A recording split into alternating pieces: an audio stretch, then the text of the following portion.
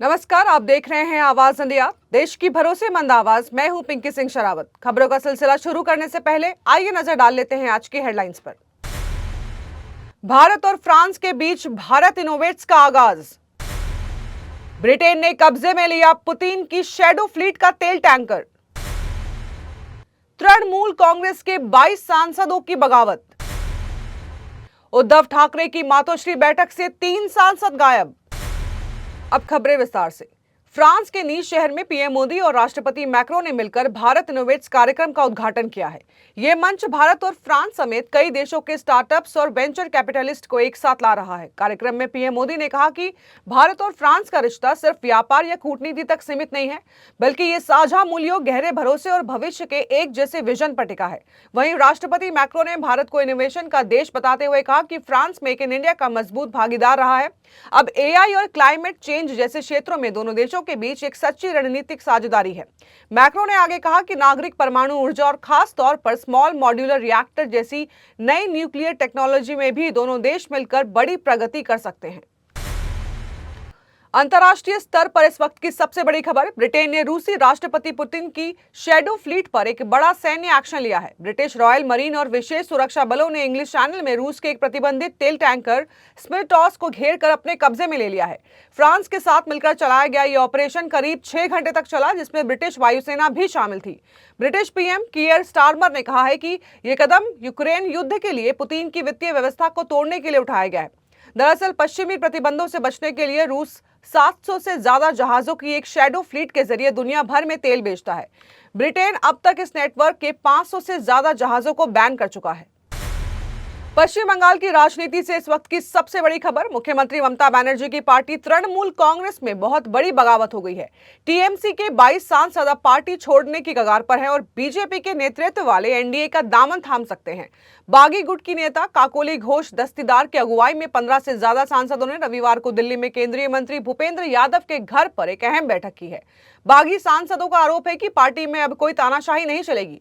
ये बागी गुट आज सोमवार को लोकसभा स्पीकर ओम बिरला से मुलाकात करेगा और सदन में एक अलग गुट के रूप में मान्यता देने की मांग करेगा। अगर ऐसा हुआ तो बंगाल से लेकर दिल्ली तक टीएमसी को बहुत बड़ा झटका लग सकता है। ऑपरेशन टाइगर की चर्चाओं के बीच राज्य की राजनीति गर्मा गई है और इसी दौरान शिवसेना गुट की बैठक पर सभी की निगाहें टिकी हुई है। पक्ष प्रमुख उद्धव ठाकरे ने मातोश्री पर सभी सांसदों की एक महत्वपूर्ण बैठक बुलाई थी। हालांकि खबर सामने आ रही है कि इस अहम बैठक में 3 सांसद गैर हाजिर रहे। परभणी से सांसद संजय जाधव, धाराशिव के सांसद ओमराजे निम्बाळकर और शिरडी के सांसद भाऊ साहेब वाकचोरे ने इस बैठक से दूरी बनाए रखी है। बताया जा रहा है कि संजय जाधव अपने निर्वाचन क्षेत्र के कार्यक्रम के कारण और ओमराजे निम्बाळकर अपने बेटे की बीमारी की वजह से बैठक में शामिल नहीं हो सके। जानकारी के मुताबिक इस बैठक में कुल 9 में से 6 सांसद उपस्थित थे। वक्त हो चला एक छोटे से ब्रेक का।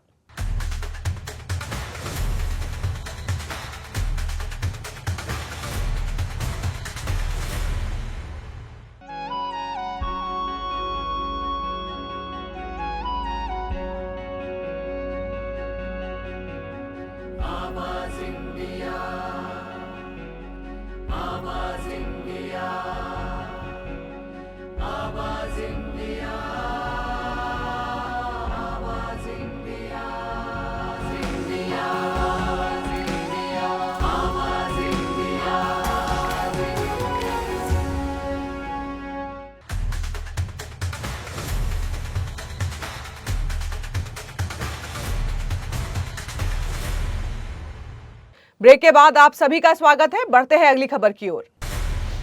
जयपुर के गणगौर होटल से इस वक्त की बड़ी खबर। राजस्थान एंटी करप्शन ब्यूरो ने कर्नाटक पुलिस के 3 जवानों को रंगे हाथों रिश्वत लेते गिरफ्तार किया है। पकड़े गए आरोपियों में बेंगलुरु के HAL थाने की महिला सब इंस्पेक्टर अनीता के और 2 हेड कांस्टेबल शामिल है। ये टीम जयपुर में एक दहेज प्रताड़ना के केस की जांच कर रही थी। आरोप है कि केस को कमजोर करने और परिवार को राहत देने के बदले इन्होंने 2 लाख रुपए की रिश्वत मांगी थी। एसीबी ने जाल बिछाकर हेड कांस्टेबल उलवप्पा को 40,000 रुपए लेते रंगे हाथों दबोच लिया। गिरफ्तारी के बाद हड़कंप मच गया। चौंकाने वाली बात यह रही कि कार्रवाई के तुरंत बाद आरोपी महिला सब इंस्पेक्टर अनीता का ब्लड प्रेशर बढ़ गया, जिसके बाद उन्हें मेडिकल सहायता दी गई। एसीबी फिलहाल तीनों से पूछताछ कर रही है। पंजाब और चंडीगढ़ में मौसम का मिजाज पूरी तरह बदल गया है। पिछले 2 दिनों से हो रही तेज बारिश और आंधी के कारण तापमान में करीब 5 डिग्री से ज्यादा की भारी गिरावट दर्ज की गई है, जिससे लोगों को भीषण गर्मी से बड़ी राहत मिली है।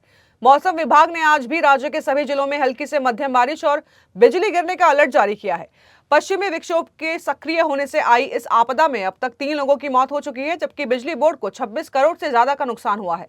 मौसम वैज्ञानिकों के मुताबिक 15 और 16 जून को भी पंजाब के कई हिस्सों में 30 से 40 किलोमीटर प्रति घंटे की रफ्तार से तेज हवाएं चल सकती है। राहत की बात यह है कि जून के अंत तक पंजाब में मानसून समय पर दस्तक दे सकता है।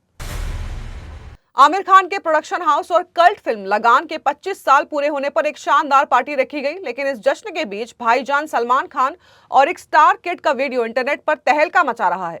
दरअसल जब सलमान खान अपनी भारी भरकम सिक्योरिटी के साथ एंट्री ले रहे थे, तभी आमिर के बेटे जुनैद खान वहां से गुजरे। हैरान करने वाली बात यह रही कि सलमान के सिक्योरिटी स्टाफ ने आमिर के बेटे जुनैद को ही नहीं पहचाना और उन्हें बीच में ही रोक दिया। हालांकि जैसे ही सलमान की नजर जुनैद पर पड़ी तो उन्होंने तुरंत मामले को संभाला और बड़े प्यार से जुनैद से मुलाकात की।